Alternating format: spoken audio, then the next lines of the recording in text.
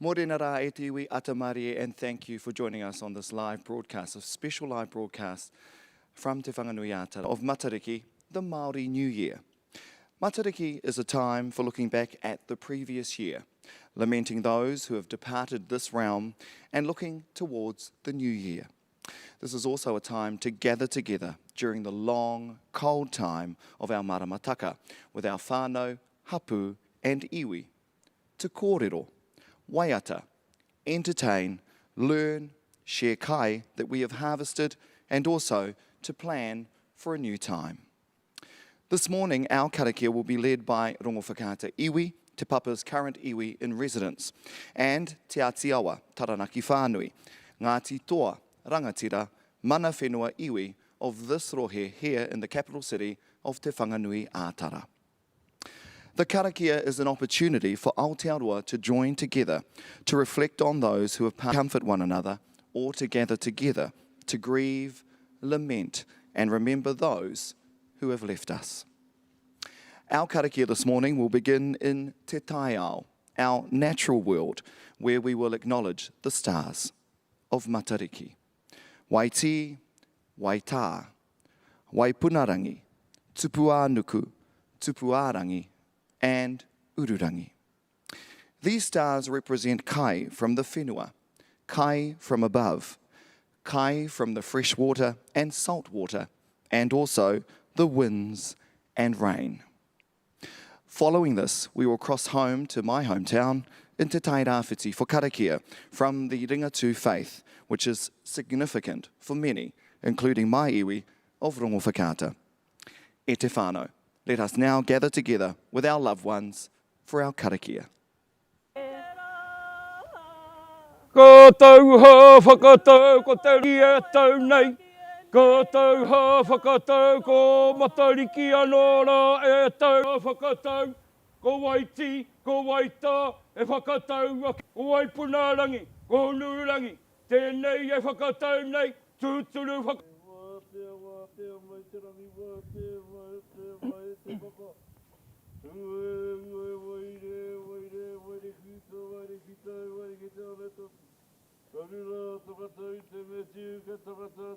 Matua te pō, matua te ao.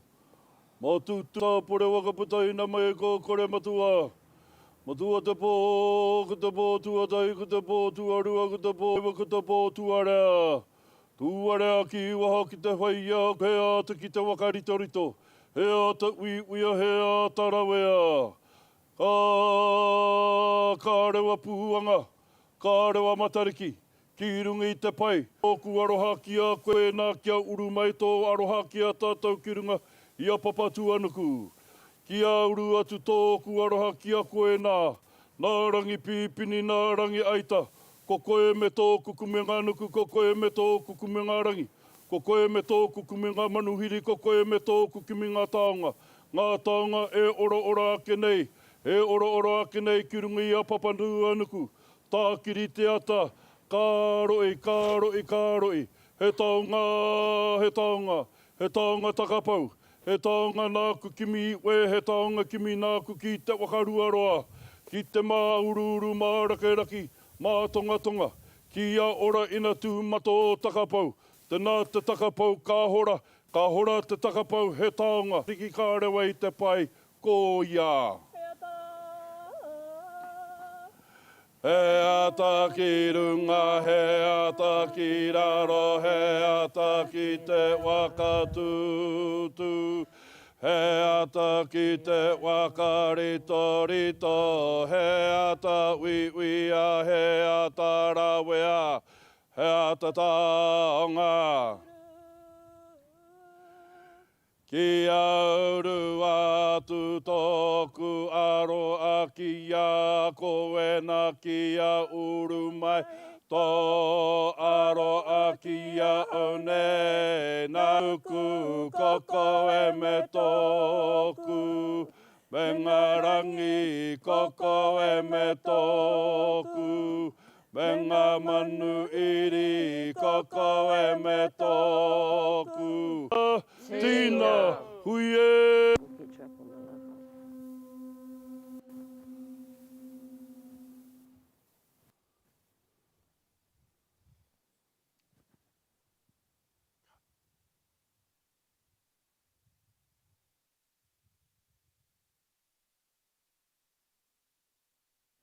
I ana re gori maungrung ki te whenu whakaaro pai ki nā tāngata katoa, āmen, āmen. E oa whakapai me nā whānau, me nā tūmanawa Māori ora e haere mai te tautoko te karanga o te rā.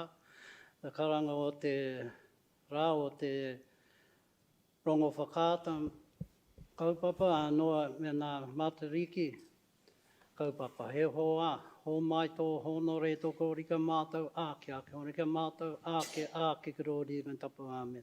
E hoa whakapū mautia tō maramatanga mātou tēnei rā. Nō ta me mahanga nau te rangi te whenua, e whakapāho tō wairu kari ana, wai. Ka ki ue ka marama kia marama te tangata, kia rite kia koe te aua ko reira.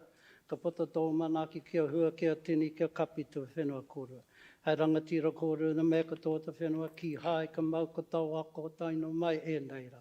Ko e nari te kupa whakarite o te rā, puto no mai rongo nangane o puku tēnei rā karori te tapu āmene āmene. Kei hoa me noro au e te ariki nā taringa nau hanga te ao. Ki hai te ao mōhi o kia koe. Tēnei rā ki te whakātu me naro ki te rā ki o mōhi o tātou ko i hoa. Te kai arai ana mate ka tō karori te tapu āmene āmene. E hoa hono mātou te pongana tēnei rā te wairu tapu nākau taputai whakanuta nākau ri pēnata. E te whai atu no kia koe. No mai rangata tarauna pūpuri nei manākitanga mātou, āpene tia mai tika mātou tina na mātou wairu. Ki ata mōhi o koe hoa karori ki toenga tapu ame. Ki ata whai mai a te ariki mātou tēnei rā. Kua tatari nei hoki mātou kia koe. Ko koe tōna ringa mātou tēnei rā e tēnei rā. O ia mātou na wāda raru whakamoi meti karori tika tapu amene. Nā mātu atu nāna nei te tūmanako whakakā ki tātou ki te hari me te rangi māri e rungata whakapono. Ki hu te tātou tūmanako rungata kaha te wairu e tapi o mātou rā nā tāngata. Ko au te iwi kautau ngata ngaku wari ki te kai whakatō te taringa e kore me te kanoa aira ke nui whakamoimiti ki tō tātou mātua āke rori ngā tapu āmen. E oa koe tō mātou tamariki, koe tō mātou kai puki. Mahinga mātou ka tō ringa manākitanga te wehi kai hoa. He taonga i onei ronganui. E wā kaua rā whakanua rau te riri Hokinga Mahara tōna ki te kino. Nā titiro mai nā iwi ka tōna mauta wairu whakamata ara mātou nā kau ka uri whakamātou tauranga e ka tō wairu e te kiko noi kori ana karori ki toenga tapu ame. E te ariki koe tō mātou nohoranga tērā whakatiparanga tērā whakatiparanga. Kaori anō e whānau no na maunga ko te whenua me te ao.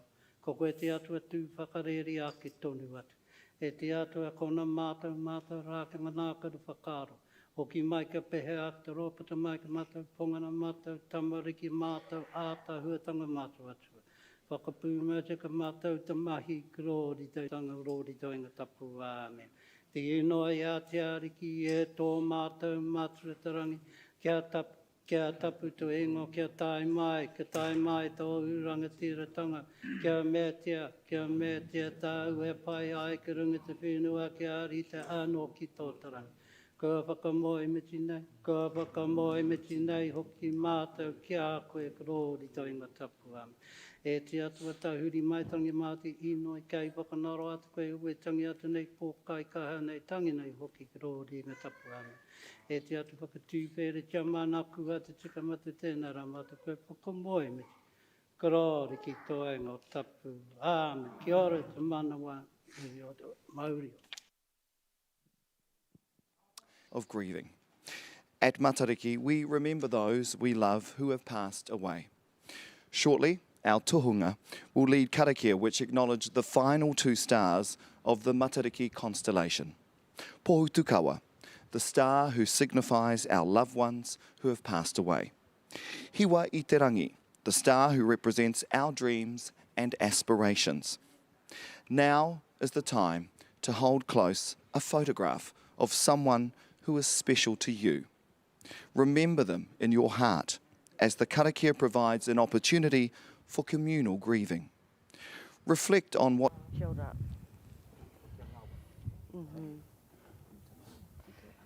I wakatauri e tau whaki i te rangi tuatahi a kina ki te rangi tuarua ko te rangi e tau. Ko te papa i tagata, he tau ata te tangata, he tau ahoki tā te atua, i taira he atua. Wai hoi tō tū, wai hoi tō maro, he tū lumia, he tū rawea, he tū, he ngā taonga whakauti nuku, whakauti rangi. Tā manawa ki te manawa o te iwi a tāne, whakairihia, whānau, whānau, mai te toki, haumie, hui e, taiki e.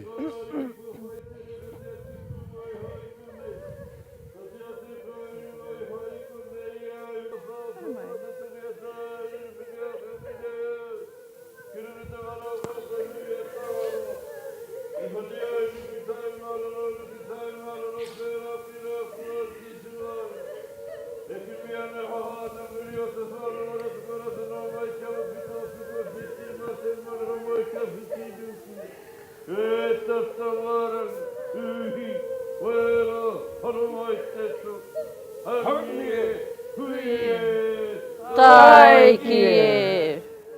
Ora tā uri uri kauana i te pōnu i te pōro. He hata tahu a te ringa ringa. He kawa tuku ki rara ki a opera. He karakia katawaka taua te mate. Hai tuakina. Haraniti a taupaka te ngarara kai tangata. Ue a, ka pora a kina te pānau mai te awatea. E tuki rā koe e ue nuku i tarangi a niwa. Ka matawhera ka tautara, a ko tāwara he whetutaki ata. Ka rawa puanga, ka rawa matariki. Nau mai ara mai e ngā ua te tau au. Waka tau mai tā kiri te ata, ura te ata, ai e te ata. Ka hura te ka au te pō. Tākina te pō i tua, te au ko te mai, o te mātahi taua e oki ko te mai o te mātahi tuna. E ara,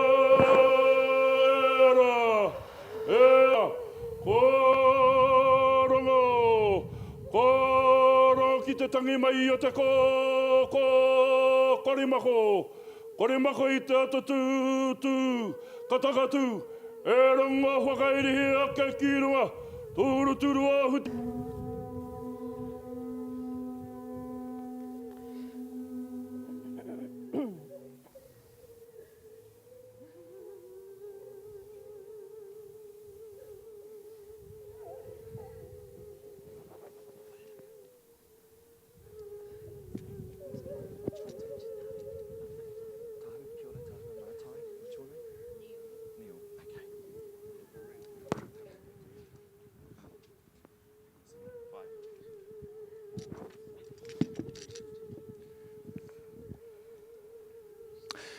Now, in line with Hiwa ā-ipurangi, the star for dreams and aspirations, I'm now going to take this opportunity to hear some dreams and aspirations for the new year from those gathered this morning, and we encourage you also to do the same at home.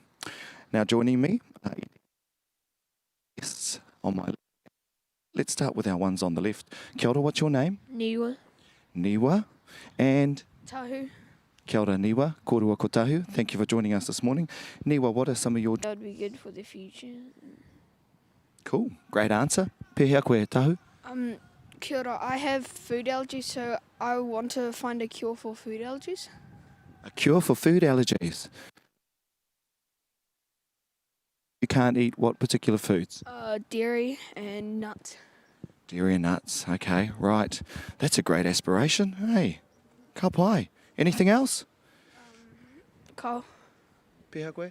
Okay. No, you got it all sorted. Let's go over to kia ora, morena. Morena. Ko ai tō ingoa. Ko Rose tōku ingoa. Rose, thank you for joining us on this very cold morning here in Te Whanganui-a-Tara, but you're a local, so you're quite used to it, aren't you? Oh, not really. Ko waia haere koe. Rosemary, tell us, what are some of your aspirations? Well, my main one is quite simple. I want to take more time to spend with my whānau back home in Gisborne. Living down in Wellington, I kind of got used to not being able to see them as much. But the last few months have kind of reminded me how precious that time is. So that's my main aspiration for this year. Because of the lockdown, right? Yep, you were down in Wellington and you weren't allowed to travel outside of the capital city. Yeah, basically. I wasn't allowed to go anywhere or see anyone, so Zoom became our favourite A zui, I think they call it, A zui with the whānau, yeah.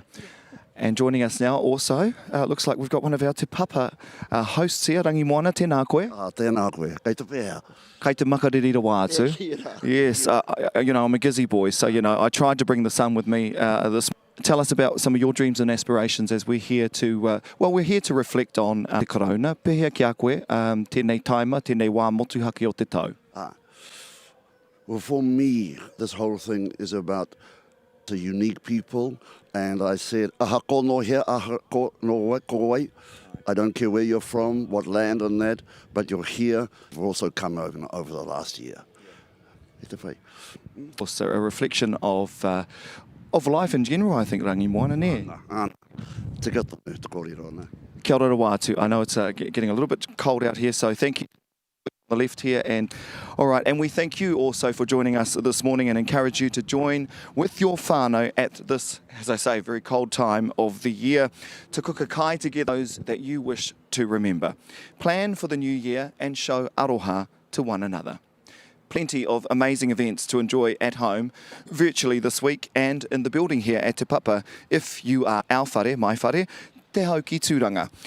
There are 2 kōrero sessions on Thursday and Friday about Māori and Pacific activism in the past, and on Saturday, a virtual celebration of our taikura kapahaka. Also, check out the hashtag Mo Matariki. All the details are up on Te Papa's website. And before you head off for breakfast, we're going to conclude today's live broadcast from Te Papa Tongarewa, our ceremony with a beautiful waiata, Matariki, composed by my whanaunga, Teina Moitara, and sung by our home people, Rongo Whakaata Iwi, back in Te Tairāwhiti. But from us here at Te Papa Tongarewa, ngā mihi o te tauhou Māori, kia koutou katoa, Hari Matariki, Mauri ora.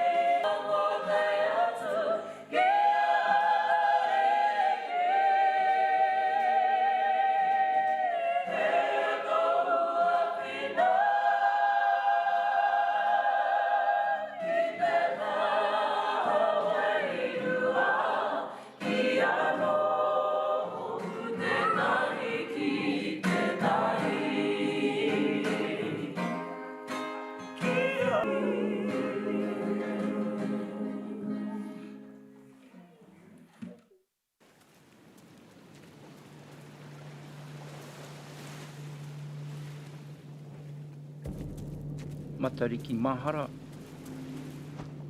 Matariki whakaho.